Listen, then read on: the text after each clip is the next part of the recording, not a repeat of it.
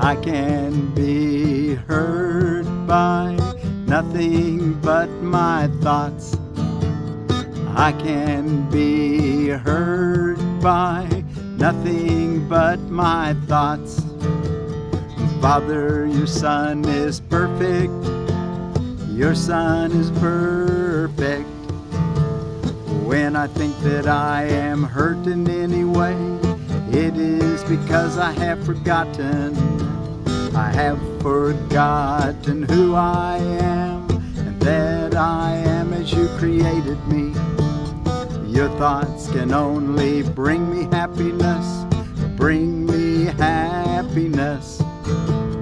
If ever I am sad or hurt or ill, I have forgotten what you think and put my little meaningless thoughts, my little meaningless ideas in place of where you are.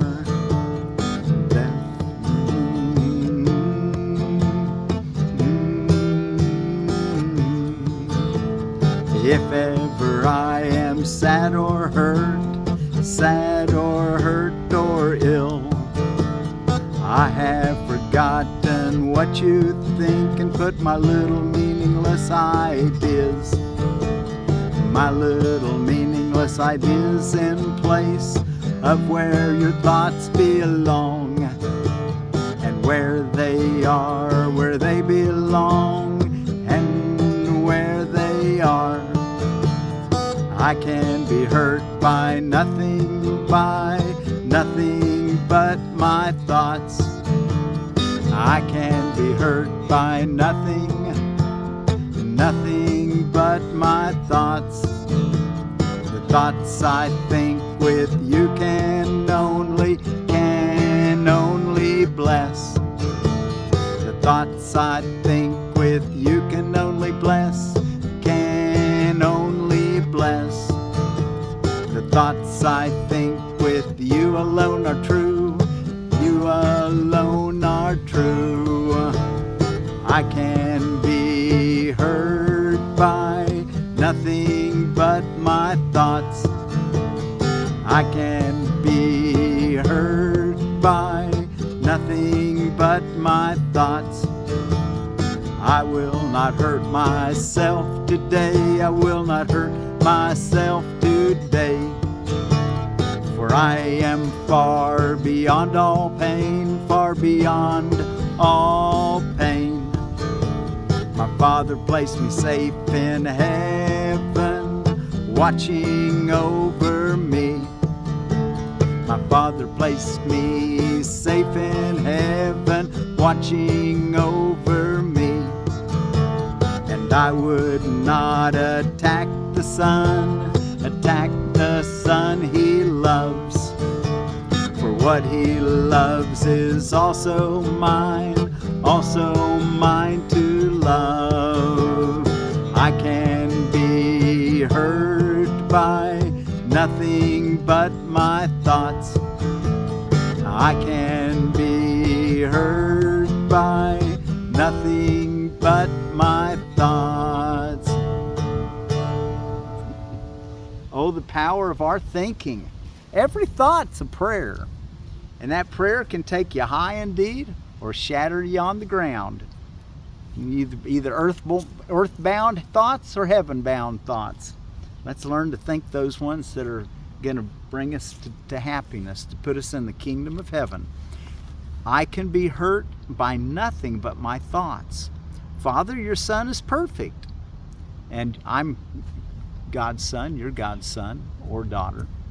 And I'm Forgiveness Willie, teaching forgiveness here in this Woodward Park in downtown Tulsa. Anyway, I'm Forgiveness Willie, and I teach forgiveness from the Ozarks all over the place, and sometimes outside the Ozarks. But I got this message of sharing A Course in Miracles, try to get it the easy way to get it into you. Just listen to these little podcasts and awaken. We're ready for lesson 281 for Wednesday, October the 8th of 2025. And we're reading from the Foundation of Inner Peace version of A Course in Miracles. Lesson 281, I can be hurt by nothing but my thoughts. Father, your Son is perfect. When I think that I am hurt in any way, it is because I have forgotten who I am and that I am as you created me. Your thoughts can only bring me happiness. If ever I am sad or hurt or ill, I have forgotten what you think and put my little meaningless ideas in place of where your thoughts belong and where they are. I can be hurt by nothing but my thoughts. The thoughts I think with you can only bless. The thoughts I think with you alone are true. I will not hurt myself today. How am I? I will not hurt myself today, for I am far beyond all pain. My Father placed me safe in heaven watching over me, and I would not attack the Son he loves, for what he loves is also mine to love. I can be hurt by nothing but my thoughts.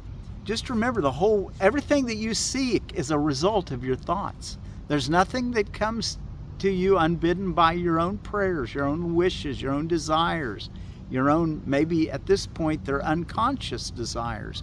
But we want to take those longer practice periods in the morning where we sit still and quiet, and before we go to bed at night, sit still and quiet. Start off by saying, I can be hurt by nothing but my thoughts. And then see how calm you can get your thoughts. How peaceful can you become? How steady and rhythmic can your breathing become? Can you feel your heart beat? And just be at peace. Be still and quiet. And then bring that, whatever you awaken to in that quiet time, bring it throughout the day. And every hour of the day, tell yourself, I can be hurt by nothing but my thoughts. And then be sure that you're not being hurt by anything you're thinking. And if you are, tell God, say, I forgot what to decide. What could be harder than that? Okay, let's go take a look at what is the Holy Spirit, our associated reading for these next 10 days. And our chord progression for the next 10 days will be D minor, F, C, G, and then back to D minor in our song. We're just going to read it today, though. But our songs that we do will be that chord progression. And I put that in the description below. What is the Holy Spirit? The Holy Spirit mediates between illusions and the truth, since he must bridge the gap between reality and dreams. Perception leads to knowledge through the grace that God has given him to be his gift to everyone who turns to him for truth. Across the bridge that he provides, our dreams are carried to the truth, to be dispelled before the light of knowledge. There our sights and sounds forever laid aside, and where they were perceived before, forgiveness has made possible perception's tranquil end. The goal the Holy Spirit's teaching sets is just this end of dreams. For sights and sounds must be translated from the witnesses of fear to those of love. And when this is entirely accomplished, learning has achieved the only goal it has in truth. For learning, as the Holy Spirit guides it to the outcome he perceives for it, becomes the means to go beyond itself, to be replaced by the eternal truth. If you but knew how much your Father yearns to have you recognize your sinlessness, you would not let his voice appeal in vain, nor turn away from his replacement for the fearful images and dreams you made. Wow, we need to get that message out to everybody. Let me read it again, that sentence. If you but knew how much your Father yearns to have you recognize your sinlessness. Can you imagine telling that to somebody? If you but knew how much your Father yearns to have you recognize your sinlessness, you would not let his voice appeal in vain, nor turn away from his replacement for the fearful images and dreams you made. The Holy Spirit, that's God's replacement for your evil dream, is the Holy Spirit's happy dream. The Holy Spirit understands the means you made by which you would attain what is forever unattainable. And if you offer them to him, he will employ the means you made for exile to restore your mind to where it truly is at home.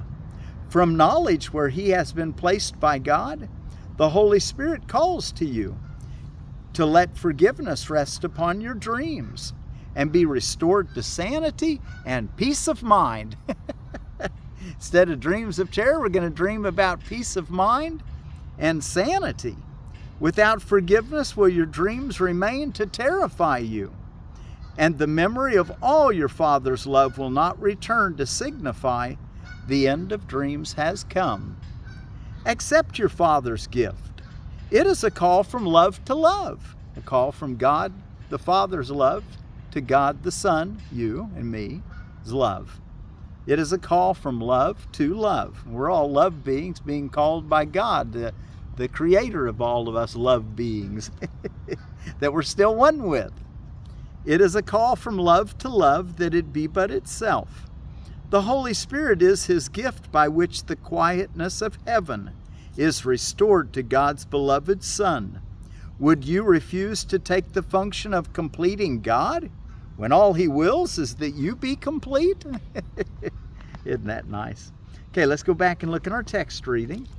And we're ready for chapter 31 to be the last chapter of the text. Congratulations for sticking with me and made it this far. The final vision is chapter 31, and we're going to go through about half of this first section. It's called the simplicity of salvation, and we'll get about halfway through it today. How simple is salvation? All it says is what was never true is not true now and never will be. Can't get much simpler than that. How simple is salvation? All it says is what was never true is not true now and never will be. The impossible has not occurred and can have no effects, and that is all.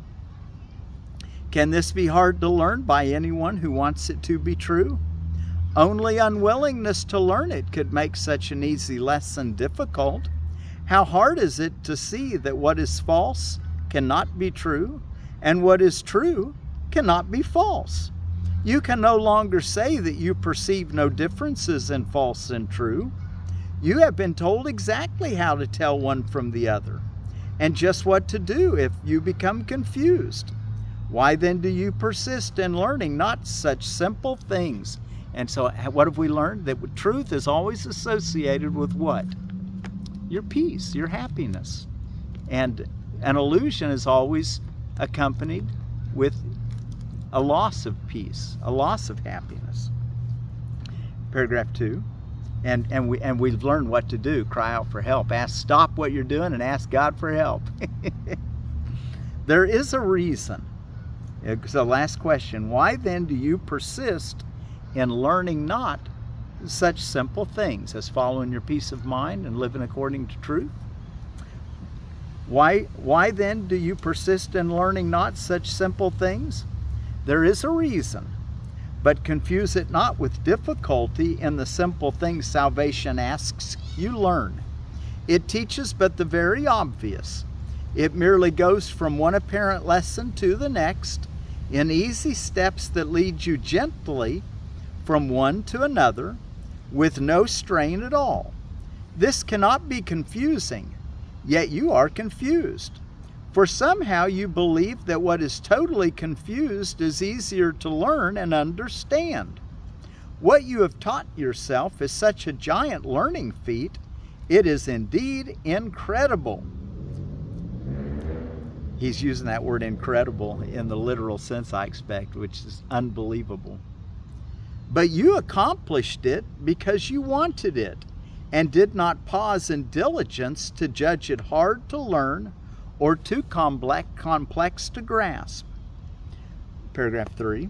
No one who understands what you have learned, how carefully you learned it, and the pains to which you went to practice and repeat the lessons endlessly, in every form you could conceive of them, could ever doubt the power of your learning skill. There is no greater power in the world than your learning is the greatest power in the world.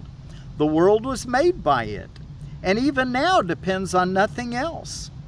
Everything that's happening is a result of your beliefs, your thoughts. They're manifesting in the world you see, the matrix. The world was made by it, and even now depends on nothing else. The lessons you have taught yourself have been so overlearned and fixed They rise like heavy curtains to obscure the simple and the obvious. Say not you cannot learn them, for your power to learn is strong enough to teach you that your will is not your own. Your thoughts do not belong to you, and even you are someone else. For what would maintain that lessons such as these are easy? No, who could maintain that lessons such as these are easy? Yet you have learned more than this. You have continued, taking every step, however difficult, without complaint, until a world was built that suited you. And every lesson that makes up the world arises from the first accomplishment of learning. An enormity so great, the Holy Spirit's voice seems small and still before its magnitude. The magnitude of our own voice. That's why we want to learn to quiet down the thoughts so that we can hear the Holy Spirit within us. The world began with one strange lesson, powerful enough to render God forgotten and his Son an alien to himself, in exile from the home where God himself established him.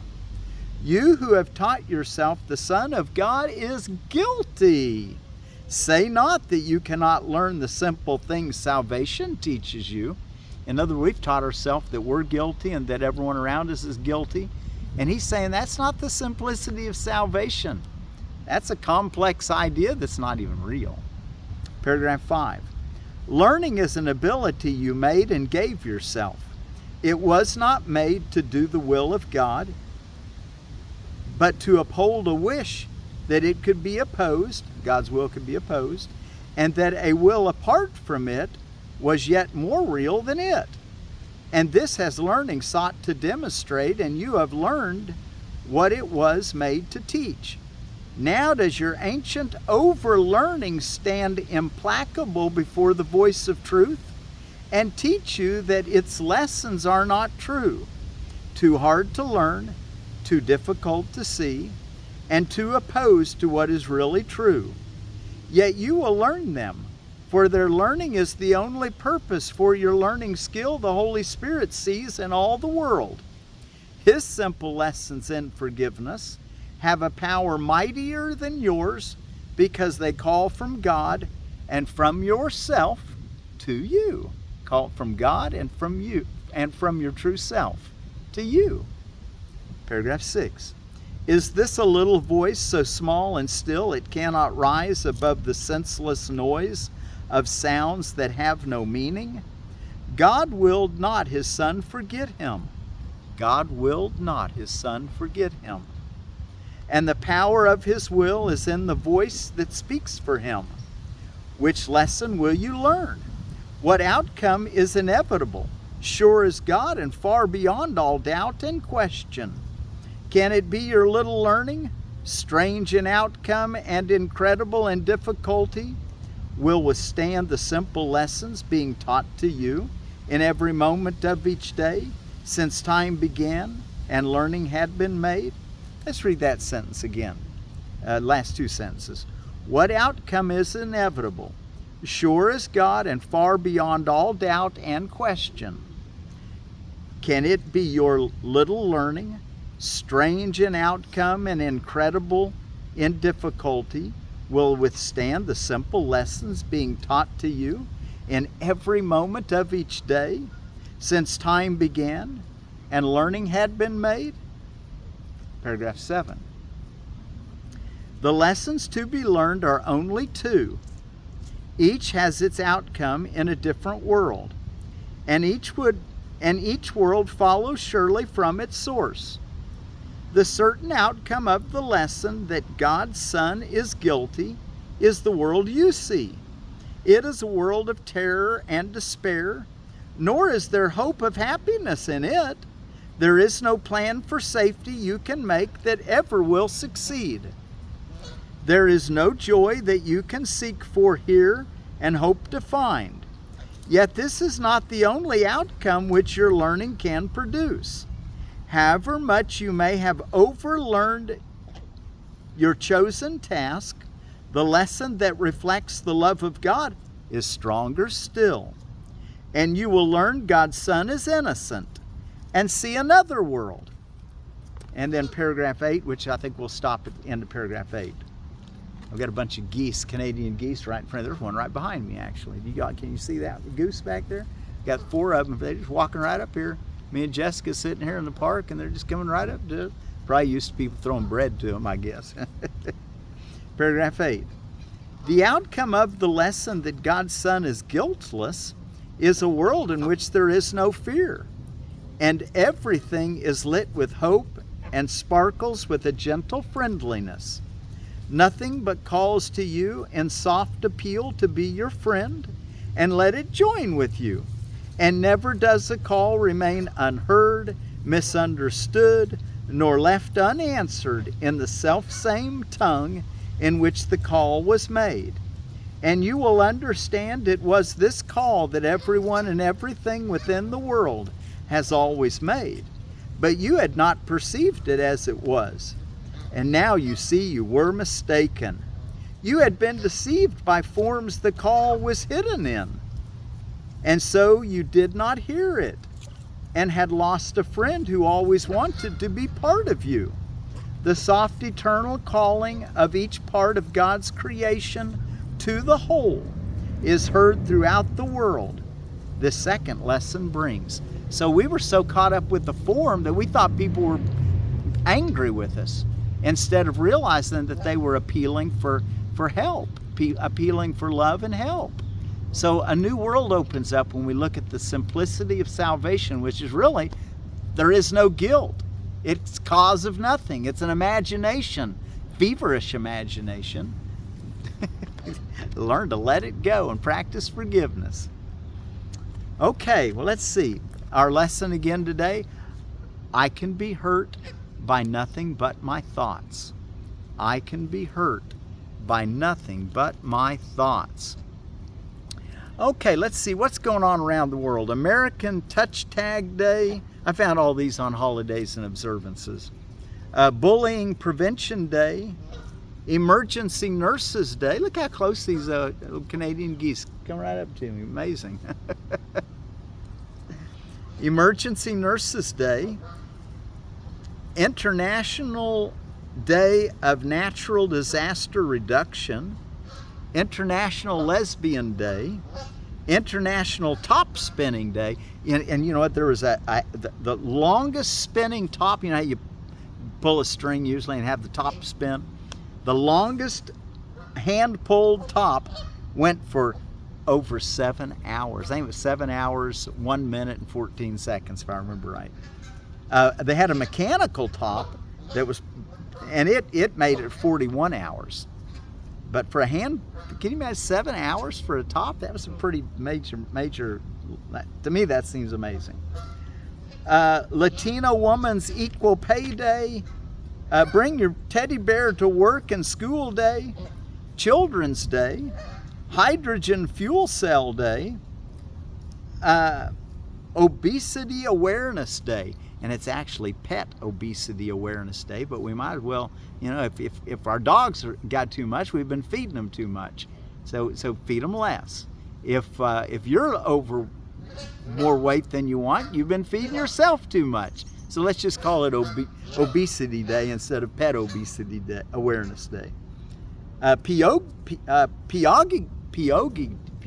Day, a Polish little, what are you going? Jessica likes to eat. I didn't know anything about them until I met her. But they're like potatoes and cheese, I think, inside of a dough that's boiled. Anyway, Pierogi Day. Salmon Day.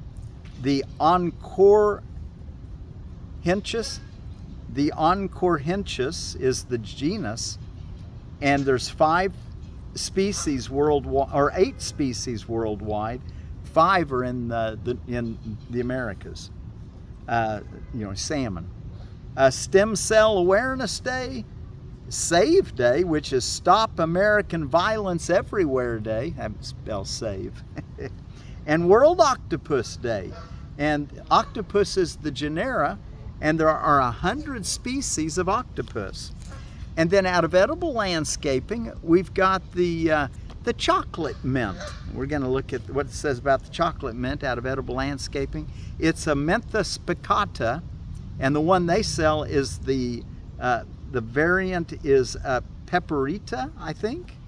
And it says of that spicata, Mentha spicata, Pepperita, chocolate mint, dark green leaves, height 12 to 18 inches, scent is reminiscent to chocolate peppermint patties, very good for fruit desserts and tea, space 1 to 2 foot circles, and it's got a big range all the way from zone 4 to zone 10. Okay, and our word for peace, we're going to take it from there's a group in Finland and Russia called the Veps or the Vepsas, and you know they're mainly, their watershed is Lake Ladoga and Lake Onega and Lake Beloy, and they're between those 3 lakes. Anyway, they're in Finland and Russia, and the word for peace is Venosi, if I'm pronouncing it right. Venosi, Venosi.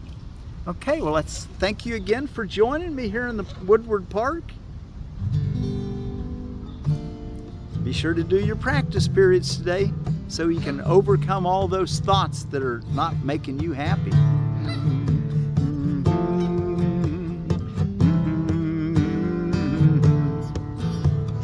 I can be hurt by nothing but my thoughts. I can be hurt by nothing but my thoughts. Father, your Son is perfect. Father, your Son is perfect. When I think that I am hurt in any way, it is because I have forgotten. I have forgotten who I am and that I am as you created me. Your thoughts can only bring me happiness, bring me happiness. If ever I am sad or hurt or ill, or have forgotten what you think, and put my little meaningless ideas in place of where your thoughts belong, where your thoughts belong and where they are. I can be hurt by nothing but my thoughts, nothing but my thoughts. The thoughts I think with you can only bless. The thoughts I think with you can only bless. The thoughts I think with you alone are true. Oh, you alone are true. I can be hurt by nothing but my thoughts. I can be hurt by nothing but my thoughts, nothing but my thoughts. I will not hurt myself today, for I am far beyond all pain. My Father placed me safe in heaven, watching over me. And I would not attack the Son he loves, for he loves his. I would not attack the Son he loves, for what he loves is also mine to love. I can be hurt by nothing but my thoughts. I can be hurt by nothing but my thoughts. Well, let's take it to heart just how powerful our thinking is. Every thought we have is a prayer asking us to see the world. So let's see the kingdom of heaven. Let our prayer be as Jesus taught us. Thy will be done on earth as it is in heaven. I can be hurt by nothing but my thoughts, and as our Vepsa brothers say, peace, Venosi. I can be hurt by nothing but my thoughts, Venosi.